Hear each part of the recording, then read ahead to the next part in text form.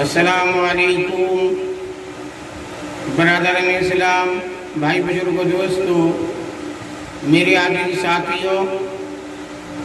آج میں آپ لوگوں کو حضرت امام حسین رضی اللہ عنہ کا علمی مشغلہ، تو میرا یوٹیوب چینل کو سبسکرائب کیجیے۔ سید السادات حضرت حسین رضی اللہ عنہ اپنے بھائی حضرت حسن رضی اللہ عنہ سے بھی 1 سال چھوٹے تھے، اس لیے ان کی عمر حضور اقدس صلی اللہ علیہ وسلم کے وصال کے وقت اور بھی کم تھی، یعنی 6 سال اور چند مہینے کی تھی۔ 6 سال کا بچہ کیا دن کی باتوں کو محفوظ کر سکتا ہے، لیکن امام حسین رضی اللہ عنہ کی روایت حدیث کی کتابوں میں نقل کی جاتی ہے اور محدثین نے اس جماعت میں ان کا شمار کیا ہے جن سے آج حدیث منقول ہے۔ امام حسین رضی اللہ عنہ فرماتے ہیں کہ میں نے حضور اقدس صلی اللہ علیہ وسلم سے سنا کہ کوئی مسلمان مرد ہو یا عورت، اس کو کوئی مصیبت پہنچتی ہو، پھر وہ عرصے کے بعد آئے اور یاد آنے پر پھر وہ انا للہ و انا الیہ راجعون پڑھے تو اس کو اس وقت بھی اتنا ہی ثواب پہنچے گا جتنا کہ مصیبت کے وقت پہنچتا ہے۔ مصیبت کے وقت پہنچتا ہے، یہ بھی حضور صلی اللہ علیہ وسلم کا ارشاد ہے کہ میری امت جب دریا پر سوار ہو اور سوار ہوتے وقت بسم اللہ مجریہا و مرساہا ان ربی لغفور رحیم،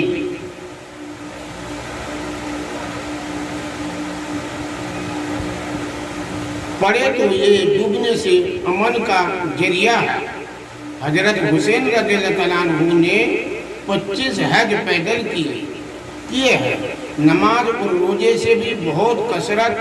فرماتے تھے اور صدقہ اور دین کے ہر کام میں کثرت سے اہتمام تھا۔ ربیعہ رضی اللہ عنہ کہتے ہیں کہ میں نے حضرت حسین رضی اللہ عنہ سے پوچھا کہ حضور صلی اللہ علیہ وسلم کی کوئی بات آپ کو یاد ہے؟ انہوں نے فرمایا ہاں، میں ایک کھڑکی پر چڑھا جس میں کھجوریں رکھی تھی، اس میں سے ایک کھجور میں نے منہ میں رکھ لی۔ حضور صلی اللہ علیہ وسلم نے فرمایا کہ اس کو پھینک دو، ہم کو صدقہ جائز نہیں۔ حضرت حسین رضی اللہ عنہ کا یہ ارشاد بھی منقول ہے کہ آدمی کے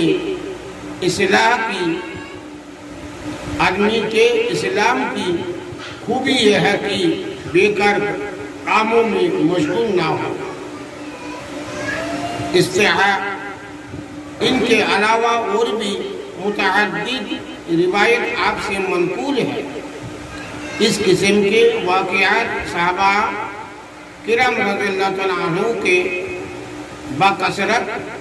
کثرت ہے کہ بچپن کے واقعات حضور صلی اللہ علیہ وسلم سے نقل کیے اور یاد رکھے۔ محمود بن ربیعہ رضی اللہ عنہ ایک صحابی ہے جن کی عمر حضور اقدس صلی اللہ علیہ وسلم کے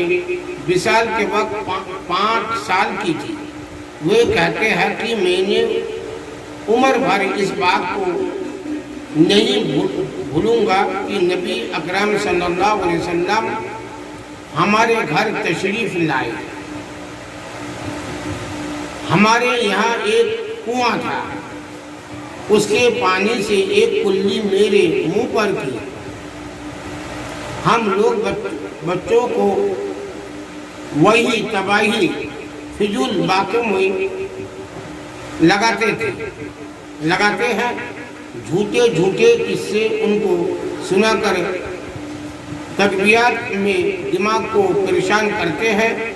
اگر اللہ والوں کے قصے تلاش کر کے ان کو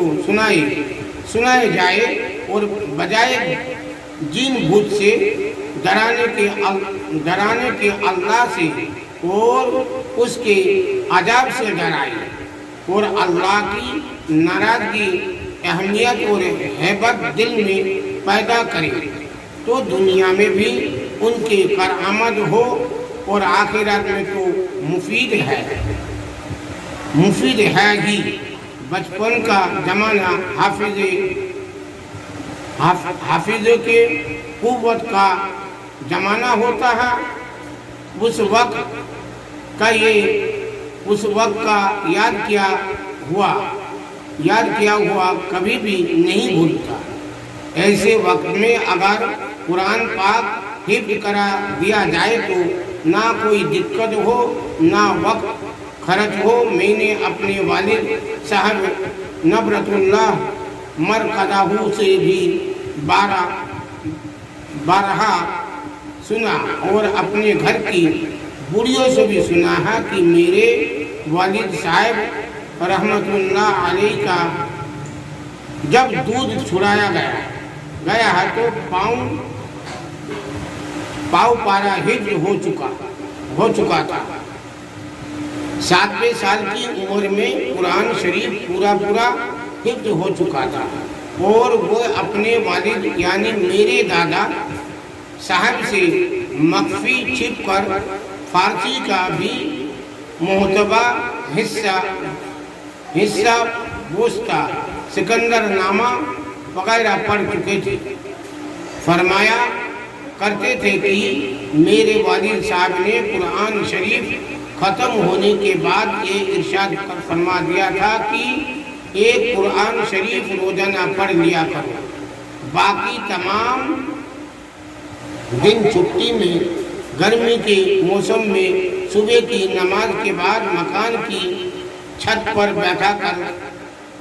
کرتا تھا اور 6-7 گھنٹے میں قرآن شریف پورا کر کے دوپہر کو روٹی کھاتا تھا اور شام کو اپنی خوشی سے فارسی پڑھا کرتا تھا۔ 6 ماہ تک مسلسل یہی معلوم رہا۔ 6 ماہ تک روزانہ ایک کلام مجید پڑھنا اور پھر اس کے ساتھ ہی دوسرے اسباق بھی پڑھتے رہنا، اور یہ بھی 7 سال کی عمر میں کوئی معمولی بات نہیں۔ اسی کا یہ ثمرہ تھا کہ قرآن شریف سے متشابہ لگنا یا بھولنا جانتے ہی نہ تھے، کیونکہ ظاہری معاش کتابوں کی تجارت پر تھی اور کتب خانہ کا اکثر کام اپنے ہاتھ سے کیا کرتے تھے، اس لیے ایسا کبھی بھی نہیں ہوتا تھا کہ ہاتھ سے کام کرتے وقت زبان سے تلاوت نہ فرماتے رہتے ہو، اور کبھی کبھی اسی کے ساتھ ہم لوگوں کو جو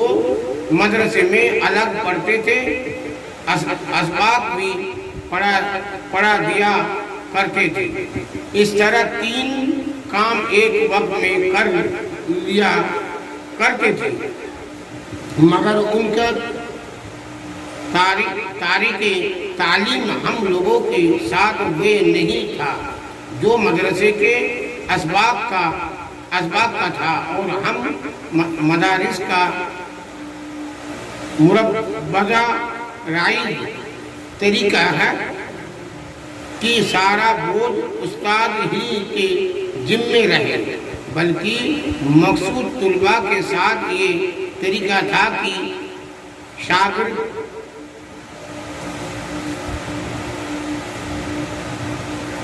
عبارت پڑھے، ترجمہ کرے، مطلب بیان کرے، اگر وہ مطلب صحیح ہوتا تو آگے چلو فرما دیتے، اور غلط ہوتا تو اگر غلطی قابل تنبیہ ہوتی تو تنبیہ فرماتے، اور قابل بتانے کے ہوتے ہیں تو بتا دیتے یہ پرانے زمانے کا قصہ نہیں ہے، اسی صدی کا واقعہ ہے، لہذا یہ بھی نہیں کہا جا سکتا کہ صحابہ رضی اللہ تعالیٰ عنہ جیسی قوت اور ہمت کہاں سے لائی جائے۔